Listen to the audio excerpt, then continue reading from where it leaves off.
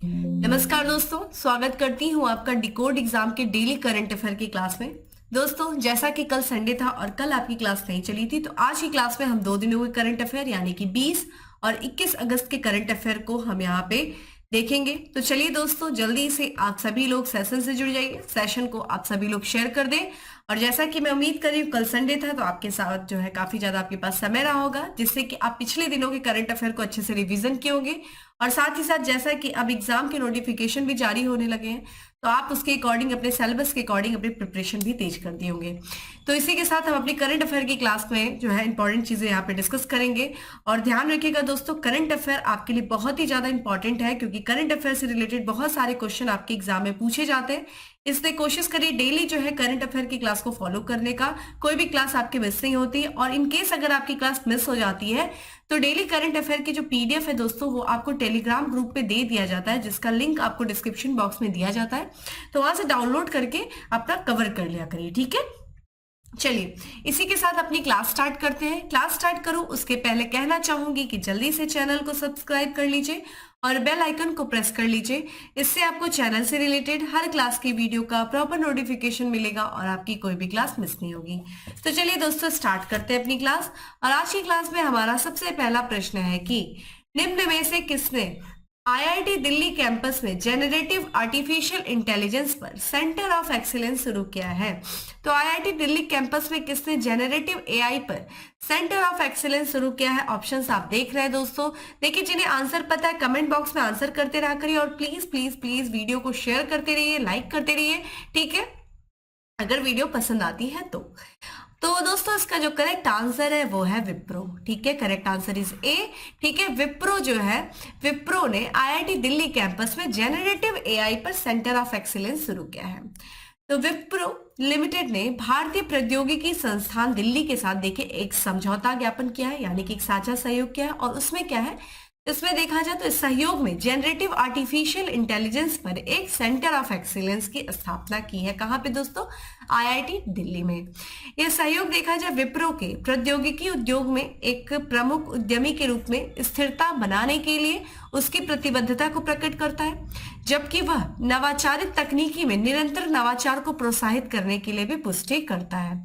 अगर हम generative artificial intelligence की बात करें तो इस पर विप्रो जो सेंटर ऑफ एक्सीलेंस है आईआईटी दिल्ली में, जो यार्डी स्कूल ऑफ आर्टिफिशियल इंटेलिजेंस है, उसके भीतर जो है वो स्थापित कर रहा है। और यह मूलभूत और व्यवहारिक अनुसंधान का समर्थन करेगा। कौन दोस्तों? Centre of excellence.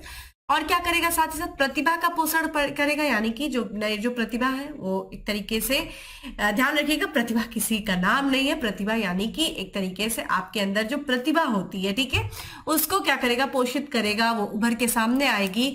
और इतना ही नहीं, कि एक महत्वपूर्ण क्षेत्र में कला की स्थिति का विस्तार भी करेगा, ठीक है। महत्वपूर्ण क्षेत्र जैसे कि आर्टिफिशियल इंटेलिजेंस के क्षेत्र में, ठीक है, टेक्नोलॉजी के क्षेत्र में। यह साझेदारी विप्रो एआई 360 इकोसिस्टम के हिस्से के रूप में एआई का नेतृत्व करने वाले नवाचार में तेजी लाने के लिए कंपनी की $1 बिलियन की प्रतिबद्धता का हिस्सा है, ठीक है। तो ध्यान रखिएगा कि किसने जो है, विप्रो ने आईआईटी दिल्ली कैंपस में जेनरेटिव एआई पर सेंटर ऑफ एक्सीलेंस शुरू किया है, ठीक है। यहाँ पे कुछ और भी देख लेते हैं करंट अफेयर से रिलेटेड, जो कि रिवीजन कर लेते हैं। देखिए, स्वदेशी कंप्यूटर ऑपरेटिंग सिस्टम है ओपन क्लीन, इसको लॉन्च किस देश के द्वारा किया गया है? तो ये किया गया है चीन के द्वारा। तो चीन ने अपना जो है स्वदेशी कंप्यूटर ऑपरेटिंग सिस्टम लॉन्च किया, जिसका नाम है ओपन क्लीन। यहाँ पे $3 ट्रिलियन के बाजार पूंजीकरण के साथ दुनिया का सबसे मूल्यवान कंपनी देखिए कौन बन गया है? वेल नोन, आप लोग के लिए सबको पता होगा कौन सी कंपनी? एप्पल है, ठीक है। अगले प्रश्न की तरफ बढ़ते हैं दोस्तों। अगला प्रश्न है कि निम्न में से किस देश द्वारा दुनिया का पहला 3D रॉकेट लॉन्च किया जाएगा? तो दुनिया का पहला 3D रॉकेट किस देश के द्वारा लॉन्च किया जाएगा? ऑप्शंस आप देख रहे हैं, अमेरिका, भारत, जापान या फिर रूस। देखिए, आजकल भारत जो है ना, वो इस क्षेत्र में बहुत तेजी से प्रगति कर रहा है, और ऐसा जो है दुनिया का पहला 3D रॉकेट लॉन्च किया जाएगा, वो भारत के द्वारा लॉन्च किया जाएगा। तो ये जो चेन्नई की एक निजी स्पेस कंपनी, जिसके बारे में आप लोगों ने पहले भी पढ़ा है, अग्निकुल कॉस्मोस, ठीक है, ध्यान रखिएगा, अग्निकुल कॉस्मोस के बारे में आप लोगों ने पहले भी पढ़ा है, जो कि चेन्नई की एक निजी स्पेस कंपनी है। और इस कॉस्मोस का रॉकेट है जिसका नाम है अग्निबाण सब, ठीक है, सब ऑर्बिटल टेक्नोलॉजिकल ठीक है, डेमोन्स्ट्रेटेड, जो कि आंध्र प्रदेश के श्री हरिकोटा से लॉन्च के लिए तैयार है, जिसकी तस्वीर आप देख रहे हैं अग्निकुल। ठीक है, यहाँ पे ध्यान रखिएगा अग्निबाण नाम है। लॉन्चिंग जो की जाएगी वो सतीश धवन स्पेस सेंटर से होगी और इस रॉकेट को देखा जाए तो इंटीग्रेटेड करने की जो प्रक्रिया है ये 15 अगस्त से ही, यानी कि हमारे स्वतंत्रता दिवस के से साथ ही शुरू हो गया था।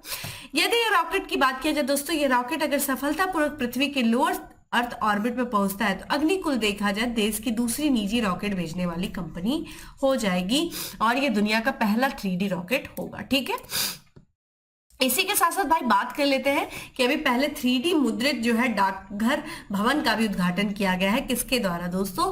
तो जो केंद्रीय रेलवे संचार और सूचना प्रौद्योगिकी मंत्री हैं अश्विनी वैष्णव, उन्होंने बेंगलुरु में, ध्यान रखिएगा, भारत के पहले 3D मुद्रित डाकघर भवन का उद्घाटन किया है। तो ये अपने आप में एक ऐतिहासिक कदम है कि भारत के पहले 3D मुद्रित डाकघर भवन का उद्घाटन किया गया, बेंगलुरु में किया गया है। और बेंगलुरु के इस डाक भवन है, इसमें देखा जाए तो IIT मद्रास और लार्सन एंड टर्बो की तकनीकी जानकारी वाली जो है 3D मुद्रित तकनीकी का क्या किया गया है, प्रयोग किया गया है। तो IIT मद्रास और LNT, ठीक है, LNT की जो तकनीकी जानकारी है, उस तकनीकी जानकारी वाली 3D मुद्रित तकनीकी का प्रयोग किया गया है। अगर हम इस भवन की विशेषताओं की बात करें तो इसमें जो है, इस भवन के निर्माण में, ये जो 3D मुद्रित भवन है ये कम खर्चीला हो रहा है, इसको बनाने में काफी कम खर्चा है।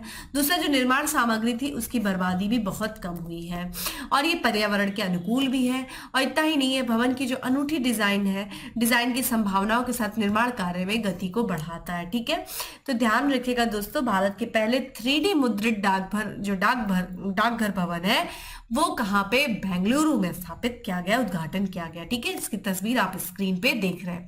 तो ये दोनों क्वेश्चन अपने आप में बहुत इंपॉर्टेंट है दोस्तों, ध्यान रखिएगा। अब बात करते हैं हम अपने अगले प्रश्न की, और अगला प्रश्न है हमारा कि हाल ही में कहा पहली बार night street racing circuit launch की गई है? तो नाइट स्ट्रीट रेसिंग सर्किट जो कि पहली बार लॉन्च की गई, कहाँ किया गया? ऑप्शंस आप देख रहे हैं और इसका जो करेक्ट आंसर है दोस्तों वो है तमिलनाडु की राजधानी चेन्नई में जो है पहली बार नाइट स्ट्रीट रेसिंग सर्किट जो है लॉन्च किया गया है। तो तमिलनाडु सरकार और रेसिंग प्रमोशंस और प्राइवेट लिमिटेड ने, ध्यान रखिएगा, चेन्नई में एक नया स्ट्रीट सर्किट लॉन्च किया है। इस स्ट्रीट सर्किट की बात की जाए तो 3.5 किलोमीटर ट्रैक द्वीप मैदान के आसपास स्थित होगा और रात की दौड़ की क्या करेगा? ये मेजबानी करेगा। और ध्यान रखिएगा, रात की दौड़ की मेजबानी करने वाला ये भारत और साथ ही साथ दक्षिण एशिया का पहला स्ट्रीट सर्किट होगा। ध्यान रखिएगा, ये ना सिर्फ भारत का बल्कि साउथ एशिया का भी पहला स्ट्रीट सर्किट होगा। दोस्तों कौन होगा? तो ये जो चेन्नई में एक नया स्ट्रीट सर्किट लॉन्च किया गया है, किसके द्वारा? तमिलनाडु सरकार और रेसिंग प्रमोशंस प्राइवेट लिमिटेड के द्वारा। ठीक है, तो ये भी क्वेश्चन जो है अपने आप में इंपॉर्टेंट हो जाता है। यहाँ पे स्पोर्ट्स से रिलेटेड कुछ और भी चीजें देख लेते हैं। देखिए, 132वें डुरंट कप टूर्नामेंट का आयोजन किया गया, कहाँ किया गया? कोलकाता में किया गया। कमेंट बॉक्स में आंसर करिए कि डुरंट कप जो है वो किस खेल से संबंधित है, कमेंट बॉक्स में आंसर करें। वही बात करें, अभी हाल ही में 69वीं नेहरू बोट रेस आयोजित की गई, कहाँ पे किया गया? तो केरल के अलपुजा जिले के जो, ठीक है, पुनमद्दा झील है उसमें आयोजित किया गया। ठीक है, तो ये कुछ इंपॉर्टेंट चीजें हम लोगों ने बात किया। अब बात करते हैं दोस्तों अगले प्रश्न की। अगला प्रश्न है कि निम्न में से किस राज्य में एशियाई विकास बैंक यानी कि एशियन डेवलपमेंट बैंक बाल विकास योजना के लिए 4.05 करोड़ डॉलर का कर्ज देगा? तो बाल विकास योजना है, किस राज्य से संबंधित है? जिसके विकास के लिए दोस्तों या फिर जिसको सहयोग करने के लिए एडीबी के द्वारा 4.05 करोड़ डॉलर का कर्ज प्रदान किया जाएगा। ये किस राज्य की बाल विकास योजना? ऑप्शंस आप देख रहे हैं, असम है, बिहार है, त्रिपुरा है या फिर मेघालय है। और इसके करेक्ट आंसर की तरफ बढ़े तो इसका जो करेक्ट आंसर है वो है डी है, मेघालय है। ठीक है, तो एडीबी यानी कि एशियाई विकास बैंक जो है वो मेघालय में एकीकृत प्रारंभिक बाल विकास योजना और मातृत्व मानसिक स्वास्थ्य कार्यक्रम के लिए, ध्यान रखिएगा, किसके लिए? एकीकृत प्रारंभिक बाल विकास योजना और मातृत्व मानसिक स्वास्थ्य कार्यक्रम के लिए 4.05 करोड़ डॉलर का ठीक है, कर्ज की मंजूरी दिया है। किसको? मेघालय में। और इस परियोजना में देखा जाए राज्य सरकार भी अपना कुछ योगदान दे रही है। तो कितना दे रही है? तो 1.57 करोड़ डॉलर का राज्य सरकार भी योगदान देगी। इसके देखा जाए इसके अंतर्गत जो क्या किया जाएगा, ये जो योजना है इसके अंतर्गत देखा जाए तो जो मेघालय में जो आंगनवाड़ी केंद्र है, उन आंगनवाड़ी केंद्रों के माध्यम से जो घरों में रहने वाले बच्चे हैं, लगभग जो कि 1.5 साल तक के जो बच्चे हैं, और जो विभिन्न केंद्रों में रहने वाले बच्चे हैं जो कि 1.5 साल से लेकर के 6 साल तक के जो बच्चे हैं, उनकी देखभाल की व्यवस्था को मजबूती मिलेगा। तो ये जो कर्ज की राशि जो दी जा रही है एडीबी के द्वारा और राज्य सरकार के द्वारा, इसके तहत जो है जो बच्चे जो कि घर में रह रहे हैं, जो कि 1.5 साल तक के जो बच्चे हैं और जो 1.5 साल से लेकर के 6 साल तक की उम्र के जो बच्चे हैं, उनको आंगनवाड़ी के माध्यम से उनके देखभाल की क्या होगा? मजबूती मिल सकेगा। ठीक है, ये चीज ध्यान रखेगा। क्योंकि बात कर रहे हैं एडीबी की, यानी कि एशियाई विकास बैंक की, एशियन डेवलपमेंट बैंक की, तो दोस्तों ध्यान रखिएगा ये एक क्षेत्रीय विकास बैंक है और इसकी जो स्थापना की गई थी वो किया गया था 19 दिसंबर 1966 को किया गया था। और इसका जो अगर मुख्यालय की बात करें तो फिलीपींस के मनीला में जो है इसका मुख्यालय है। अगर वर्तमान में इसके अध्यक्ष की राष्ट्र की बात करें तो 68 इसके राज्य है, जो राष्ट्र और अध्यक्ष देखा जाए इस समय कौन है तो मासासुगो असाकावा जो है इसके अध्यक्ष। चेक कर लीजिएगा एक बार, ठीक है आप लोग। और बात करें यहाँ पे, और अभी तक देखा जाए तो जो इसके अध्यक्ष चुने जाते थे वो जापान से ही चुने जाते हैं। बात अगर हम शेयर धारक की बात करें तो सर्वाधिक जो हिस्सेदारी है जापान और संयुक्त राज्य अमेरिका के प्रति, ठीक है। भारत की कितनी हिस्सेदारी एडीबी में दोस्तों? तो 6.317% है, ठीक है।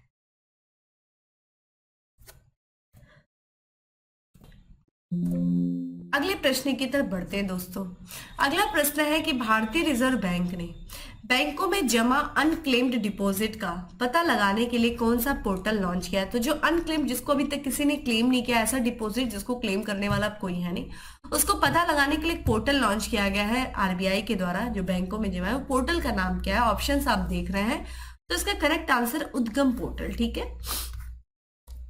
तो जो देश का केंद्रीय बैंक है यानी कि भारतीय रिजर्व बैंक, उससे जो बैंक में जो जमा है, जो जमा अनक्लेम डिपॉजिट है, जिनको कोई जो है ऐसा डिपॉजिट जिसको कोई क्लेम करने वाला नहीं है, अनक्लेम डिपॉजिट, उसका पता लगाने के लिए उद्गम नाम का एक क्या किया है? सेंट्रलाइज्ड वेब पोर्टल लॉन्च किया है। अब इस सेंट्रलाइज्ड वेब पोर्टल जो लॉन्च किया गया आरबीआई के द्वारा, इसी के मदद से जो कोई भी व्यक्ति, कोई भी आम व्यक्ति जो होगा वो बैंक में जमा जो है अनक्लेम डिपॉजिट का पता लगा सकेगा, ठीक है। इतना ही नहीं, आरबीआई ने यह भी बताया कि अभी फिलहाल देखा जाए तो 7 बैंकों में जो है जमा अनक्लेम डिपॉजिट की जानकारी पोर्टल पर मौजूद है, ठीक है। तो उद्गम पोर्टल आपके लिए इंपॉर्टेंट हो जाता है, उद्गम, ठीक है, जिसका फुल फॉर्म आप देख सकते हैं unclaim deposit gateway to access information, ठीक है। ये चीज ध्यान रखेगा, यानी कि unclaim deposit gateway to access information. तो ये आपको उद्गम पोर्टल का फुल फॉर्म भी पता होना चाहिए, ठीक है। अगले प्रश्न की तरफ बढ़ते हैं कि हाल ही में किस राज्य द्वारा बटर फेस्टिवल मनाया गया, यानी कि बटर के साथ होली खेलना, ठीक है, दूध दही मक्खन के साथ होली खेलने वाला फेस्टिवल मनाया गया, किस राज्य में मनाया गया? तो ये मनाया गया दोस्तों उत्तराखंड में, ठीक है। यहाँ पे बात करें जो उत्तराखंड में जो एक यहाँ पे दायरा बुग्याल है, दायरा बुग्याल में, बुग्याल जो कि वहां पे घास के मैदान को कहा जाता है, वहां पे बटर फेस्टिवल का समापन अभी हाल ही में हुआ है। कब हुआ है? 17 अगस्त को है। तो 17 अगस्त की बात करें दोस्तों तो जो उत्तरकाशी जिला है उत्तराखंड का, वहां पे दायरा बुग्याल में जो मनाया जाने वाला बटर फेस्टिवल है, जिसको आम भाषा में देखा जाए क्या बोला जाता है? अंदरूनी उत्सव, ठीक है, अंदूरी उत्सव के नाम से जाना जाता है। इसका धूमधाम से समापन किया गया, ठीक है। इसमें क्या होता है? इस फेस्टिवल में क्या होता है? जो वहां के ग्रामीण लोग होते हैं वो एक दूसरे को रंग की जगह यानी कि गुलाल की जगह क्या करते हैं? दूध और मक्खन लगा करके होली खेलते हैं, ठीक है। और यहाँ पे जो स्थानीय जो उत्तराखंडी बोली है वो जो बुग्याल होता है, बुग्याल का मतलब होता है घास का मैदान। एग्जाम में आपसे पूछा भी गया है कि बुग्याल घास के मैदान कहाँ पाए जाते हैं, ये भी आपसे एग्जाम में पूछा गया है। तो स्थानीय भाषा में जो घास का मैदान या फिर चारागाह कहा जाता है। और ये उत्तरकाशी जो है बात करें तो ये देखा जाए जो बुग्याल जो घास का मैदान होता है दोस्तों, ये समुद्र तल से देखा जाए तो 11,000 फीट की ऊंचाई पर स्थित होता है। और ये दायरा बुग्याल राज्य के जो प्राचीन घास के मैदान में से एक है, ठीक है। तो ध्यान रखिएगा बटर फेस्टिवल का आयोजन किया जाता है उत्तराखंड में किया जाता है। आते दोस्तों अगले प्रश्न पे।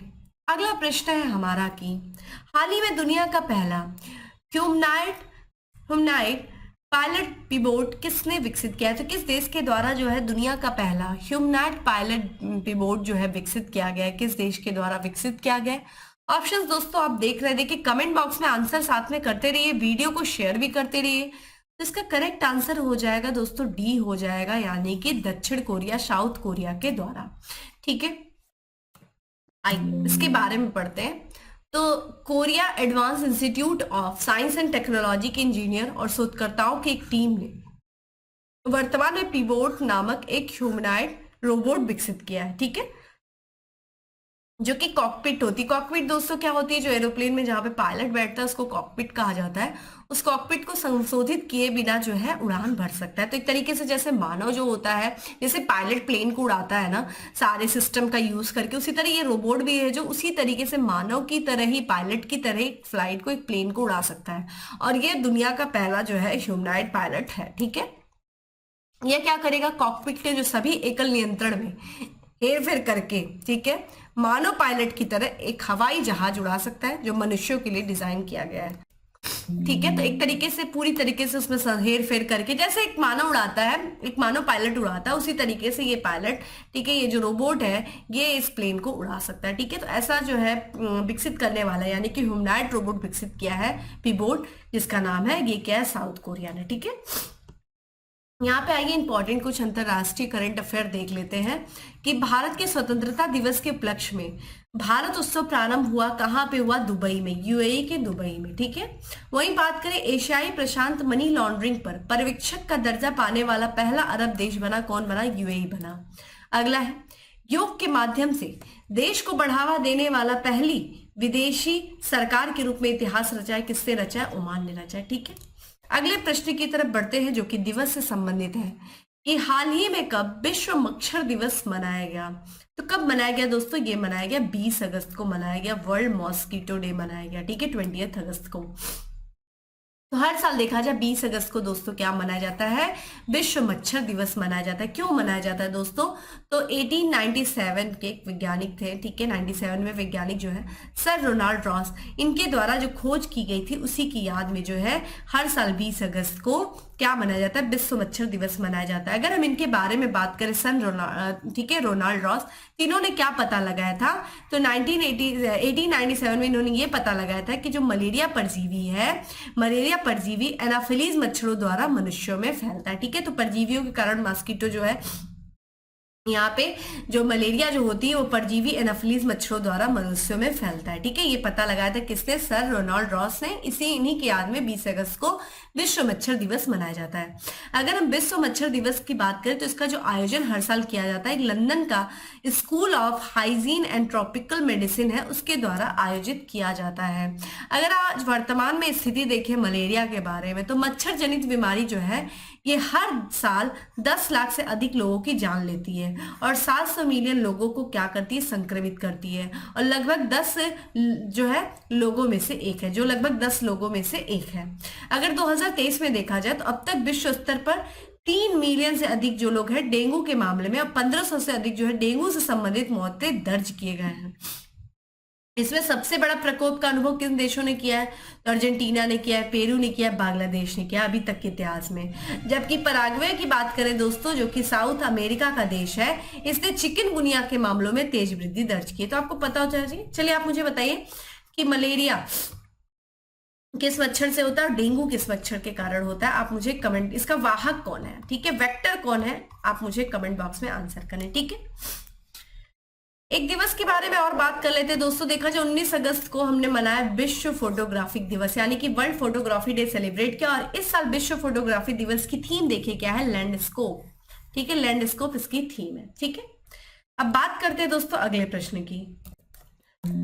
अगला प्रश्न है दोस्तों हमारा कि भारतीय राष्ट्रीय महासागर सूचना सेवा केंद्र ने नाविकों के लिए कौन सा ऐप लॉन्च किया है। तो नाविकों के लिए दोस्तों कौन सा ऐप लॉन्च किया, ऑप्शंस आप देख रहे हैं दोस्तों, और इसका करेक्ट आंसर है ए, समुद्र। ठीक है, किसके द्वारा किया गया है, तो ये भारतीय राष्ट्रीय महासागर सूचना सेवा केंद्र के द्वारा किसके लिए किया गया, नाविकों के लिए। ठीक है, तो जो भारतीय राष्ट्रीय महासागर सूचना सेवा केंद्र, इसने नाविकों के लिए और साथ ही साथ जो मछुआरे होते हैं यानी कि जो मछली पकड़ने वाले जो समुदाय होते हैं उनके लिए समुद्र नामक एक नया मोबाइल ऐप जो है वो लॉन्च किया है। और इस ऐप की बात किया जाए तो ये एक अत्याधुनिक ऐप है, यानी कि नए एक तरीके से अत्याधुनिक ऐप है। और ये जो उपयोगकर्ता जो इसका यूज करने वाले होंगे उन उपयोगकर्ताओं की उनकी सुरक्षा और मछली पकड़ने के संचालन में समुद्री क्षेत्र में नेविगेट करने में क्या करेगा, मदद करेगा। ठीक है, तो समुद्र जो कि ऐप है, एप्लीकेशन है, मोबाइल एप्लीकेशन है जो नाविकों और मछली पकड़ने वाले समुदायों के लिए विकसित किया गया, लॉन्च किया गया। किसके द्वारा? भारतीय राष्ट्रीय महासागर सूचना सेवा केंद्र द्वारा। भारतीय राष्ट्रीय, अगर हम इसकी बात करें, भारतीय राष्ट्रीय महासागर सूचना सेवा केंद्र की बात करें तो ये 1999 में पृथ्वी मंत्रालय के तहत, ठीक है, पृथ्वी विज्ञान मंत्रालय के तहत एक स्वायत्त निकाय के रूप में स्थापित किया गया था। ठीक है, कब किया गया था दोस्तों? 1999 में। और ये क्या है? स्वायत्त निकाय के रूप में है। किसके अंतर्गत? तो ये किया गया था पृथ्वी विज्ञान मंत्रालय के अंतर्गत। आज के हम लास्ट एमसीक्यू की तरफ बढ़ते हैं कि प्रधानमंत्री ने पारंपरिक शिल्प कौशल को बढ़ावा देने के लिए कौन सी योजना प्रारंभ की है? तो जो पारंपरिक शिल्प कौशल है उसको बढ़ावा देने के लिए प्रधानमंत्री जी ने, देखा जाए तो विश्वकर्मा योजना जो है उसको प्रारंभ करने की घोषणा की है। तो केंद्रीय मंत्रिमंडल ने ग्रामीण और शहरी, ध्यान रखिएगा दोनों ही, ग्रामीण और शहरी भारत के जो पारंपरिक कारीगरों और शिल्पकारों को समर्थन देने के लिए एक नई केंद्रीय क्षेत्र योजना जिसका नाम है पीएम विश्वकर्मा योजना, उसको मंजूरी दिया है। पीएम विश्वकर्मा योजना की बात करें तो ये 5 वर्षों की अवधि के लिए जो है लागू किया जा रहा है, जिसमें देखा जाए 2023 से 24, 2027 से 28 तक के लिए। और इस 5 वर्ष की अवधि के लिए इस योजना के, देखा जाए जो पीएम विश्वकर्मा योजना है, इसके लिए 1300 करोड़ रुपए, 13,000 करोड़ रुपए का वित्तीय आवंटन किया गया है। ठीक है, अगर हम इस योजना की बात करें तो उसका मुख्य उद्देश्य क्या है? जो ग्रामीण और शहरी दोनों क्षेत्रों के जो पारंपरिक कारीगर हैं, जो शिल्पकार हैं, उनका समर्थन करना है, जो कि मैनुअल कौशल और उपकरणों के साथ काम करते हैं। योजना का मुख्य उद्देश्य देखिए क्या है? कारीगरों और शिल्पकारों के परिवारों के भीतर पारंपरिक कौशल को पारित करने की गुरु शिष्य परंपरा को बनाए रखना जो है इसका उद्देश्य है। लक्ष्यों में से एक देखा जाए गुणवत्ता को बढ़ाना है, कारीगरों द्वारा बनाए गए उत्पादों और सेवाओं की पहुंच का विस्तार करना है। इस योजना में देखा जाए तो इन कारीगरों को घरेलू और वैश्विक मूल्य श्रृंखला दोनों में एकीकृत करने की परिकल्पना की गई। ठीक है, ये चीज ध्यान रखिएगा। तो ये दोस्तों ध्यान रखिएगा कि ये जो पीएम विश्वकर्मा योजना आपसे पूछी जा सकती है दोस्तों। ठीक है, तो ये पहली बार है कि इसमें 18 पारंपरिक व्यापारों को शामिल किया गया है। और साथ ही साथ इसका जो है समय ध्यान रखिएगा, योजना का जो समय है वो ध्यान रखिएगा। ठीक है, अब बात करते हैं दोस्तों फैक्ट्स ऑफ द डे की। आज के फैक्ट्स ऑफ द डे में हमारा सबसे पहला फैक्ट्स है कि केंद्र सरकार ने लसिका फाइलेरिया बीमारी को खत्म करने का लक्ष्य रखा है। कब तक? 2027 तक। वहीं देखा जाए आईएसएसएफ विश्व चैंपियनशिप में भारतीय पुरुष पिस्टल टीम ने पदक जीता है। कौन सा पदक जीता है? तो कांस्य पदक जीता है। हाल ही में स्टेट बैंक ऑफ इंडिया की एक रिपोर्ट जारी हुई है। उस रिपोर्ट के अनुसार देखा जाए ये बताया गया कि भारत विश्व की तीसरी अर्थव्यवस्था बन जाएगा। कब तक बन जाएगा? 2027 तक। 7 दिवसीय बहुभाषीय लघु कथा महोत्सव शुरू हुआ है। कहाँ शुरू हुआ है? जम्मू में शुरू हुआ है। राज्य सरकार स्टार्टअप फेस्ट 2023 का आयोजन करेगा। कहाँ करेगा? कब करेगा? असम में करेगा। ठीक है, तो दोस्तों ये था आज का हमारा करंट अफेयर। उम्मीद करती हूँ आपको अच्छा लगा होगा। अच्छा लगा है तो लाइक कर दीजिएगा, ज्यादा से ज्यादा लोगों को शेयर कर दीजिएगा। और डेली करंट अफेयर की जो पीडीएफ है वो आपको टेलीग्राम ग्रुप पे मिल जाएगी, लिंक आपको डिस्क्रिप्शन बॉक्स में दिया हुआ है। जाइए डाउनलोड करिए, ना सिर्फ डाउनलोड करिए बल्कि अपनी शॉर्ट नोट्स बनाइए और रिविजन करिए। दोस्तों फिर मिलते हैं अपने अगले सेशन में, तब तक के लिए मैं have a good day, stay safe and stay happy.